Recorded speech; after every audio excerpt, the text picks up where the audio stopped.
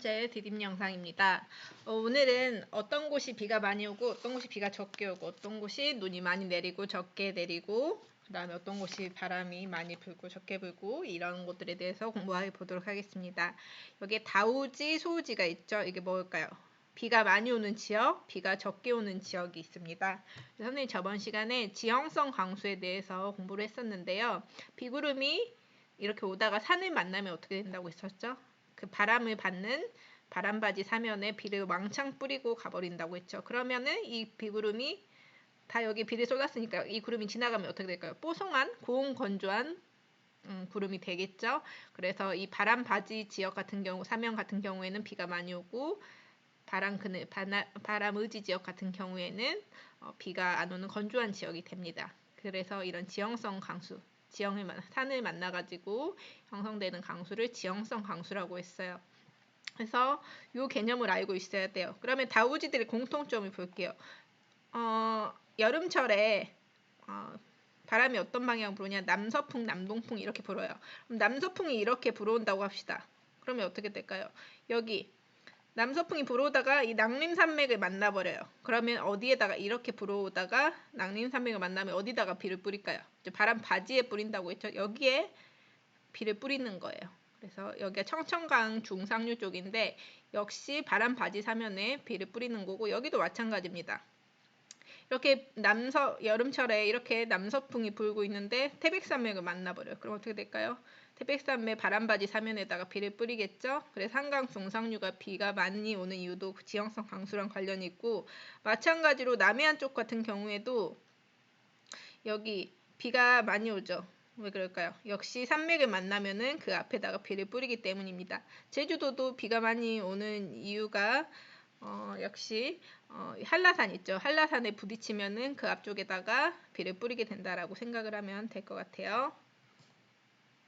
그 다음에 그러면 소우지는 그럼 어떤 곳일까요? 바람 바지 말고 바람의지, 바람 그늘 사면이라고 하는데 이쪽에 있으면 당연히 비가 적겠죠. 그리고 산이 없으면 이 비구름은 어떻게 될까요? 계속 그냥 지나가 버리는 거예요. 그래서 산이 없으면 이 비구름도 뿌릴 곳이 없으니까 그냥 지나가게 됩니다. 그런 곳에서는 비가 잘 안 오거든요. 그래서 볼게요. 여기 같은 경우에는 남서풍이 이렇게 불어요. 그럼 여기에는 비가 오지만 여기 이쪽은 바람의지가 되죠. 바람의지 사면 쪽 같은 경우에는 이미 여기다가 비를 뿌렸기 때문에 비가 안 옵니다. 이곳이 개마고원 쪽이에요.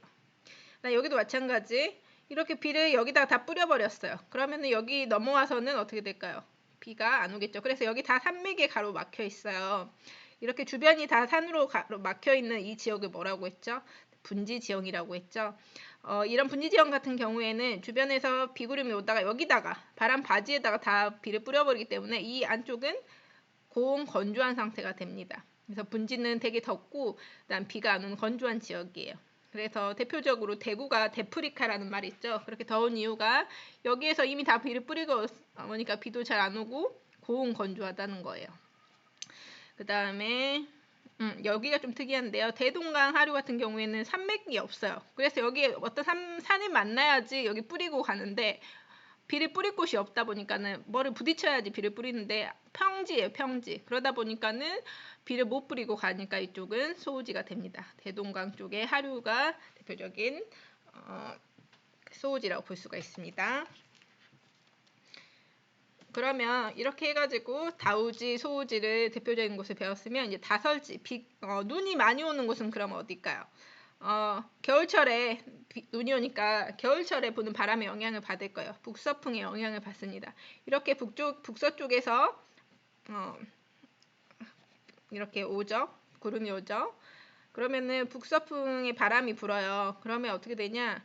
이쪽 같은 경우에 울릉도 같은 여기에 북서풍이 오면서 바다 위를 지나오면서 이런 수증기 공급을 많이 받아요. 그러다 보니까는 울릉도에서 이제 산을 만나면은 여기에다가 울릉도 거기 산 앞에다가 뿌리겠죠. 그래서 울릉도는 다설지가 됩니다. 제주도도 마찬가지. 이렇게 북서풍이 오다가 한라산을 만나요. 그러면은 거기다가 뿌리겠죠. 그래서 눈이 되는 거고 호남 지방 같은 경우에도 북서풍이 부는데 이 황해를 지나오면서 더 수증기를 많이 머금은 그 바람이 돼요. 그러면은 추우니까 여기 수증기를 머금었으면 더 추우면은 이제 이게 눈으로 더 내리겠죠. 그래서 이쪽에 눈이 더 많이 옵니다. 근데 이쪽 같은 경우 이쪽은 그러면 태백산맥이 가로막혀 있어서 이쪽은 어떻게 보면 바지가 아니고 바람의지 쪽이면 눈이 안 오겠네 생각할 수 있지만 겨울철에는 북서풍도 불지만 북동풍도 불어요. 그래서 여기 태백산맥이 여기를 가로막고 있고 포인트 옵션으로 볼게요. 레이저네요. 펜으로 이렇게 태백산맥이 있어요. 그러면 북동풍이 불면 어떻게 될까요? 여기가 바람 바지 사면이 되겠죠. 그래서 눈을 여기다가 다 뿌린다고 보면 돼요. 그래서 강원도 동해안 쪽 대관령 쪽은 북동풍의 영향으로 바람 바지 사면이 돼서 다설지가 됩니다. 그래서 우리나라 다설 지역은 대표적으로 울릉도, 그다음에 강원도 동해안 쪽, 그다음에 호남 지방이 있는데 북서풍이 불어서 여기가 태백산맥 이쪽이 황해를 지나오면서 수증기 공급받고 이래서 눈이 많이 온다고 했는데 여기 인천 쪽이랑 여기 아래 호남 쪽이랑 좀 다르죠. 호남 쪽이 훨씬 더 눈이 많이 내려요. 그 이유가 이렇게 눈 구름이 지나오면서 이 수증기를 공급받으면서 바다쪽 황해안에 수증기 공급받으면서 눈구름이 되는 건데 인천까지는 바다를 건너오는 시간이 인천까지 오는 거랑 그다음에 호남까지 오는 거랑 어디가 더 길어요? 호남까지 오는 게 훨씬 길죠. 그래서 수증기를 이쪽이 훨씬 더 많이 오랫동안 받고 오는 거예요. 그래서 눈도 호남 쪽이 훨씬 더 많이 옵니다. 인천 이런 곳에 비해서. 그 다음에 계절풍 바람 볼게요. 계절에 따라 다르게 부는 바람이 계절풍이었어요. 그래서 겨울철 같은 경우에 시베리아 고기압의 영향으로 한랭 건조한 북서풍, 북동풍이 불고요. 여름 계절풍 같은 경우에 북태평양 고기압의 영향으로 남서풍, 남동풍이 붑니다. 위에서 왔기 때문에 춥고 그리고 대륙에서 불어왔으니까 건조하고요. 여름 계절풍은 바다에서 왔고 그 다음에 남쪽에서 불어왔기 때문에 고온 다습한 특징이 있습니다. 높새바람 너무 중요해요.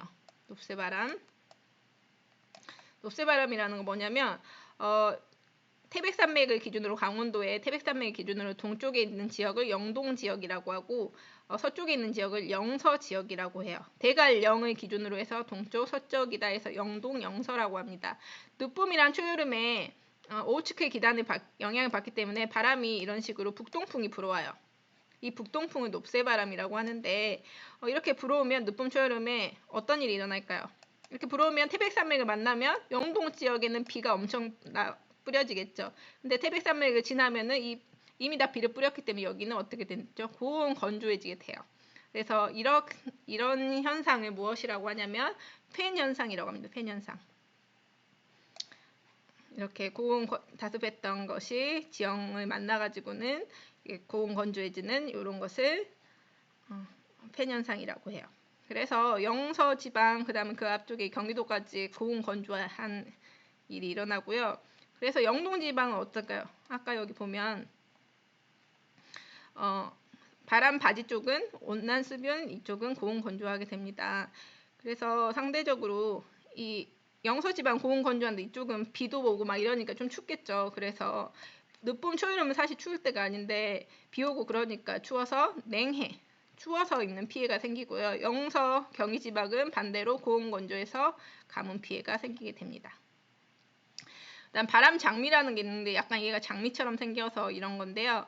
이것은 어디에서 불어오냐를 가르쳐 주는 거고 그 화살표로 알려주고 빈도수로 따졌을 때도 이쪽에서 많이 오는구나 알 수 있어요. 1월 바람 장미를 보면 대체적으로 북쪽에서 정확하게는 북서쪽이죠. 북서풍이 상당히 많이 분다는 걸 알 수가 있고 그 다음에 여기 7월의 바람 장미를 통해서는 남쪽에서 많이 바람이 불어온다는 것을 알 수가 있죠. 그리고 풍속 같은 경우도 이렇게 길수록 풍속이 세다는 거거든요. 근데 상대적으로 겨울철에는 풍속이 세고 여름철 같은 경우에 풍속이 약한 것도 알 수가 있습니다. 여기까지 할게요.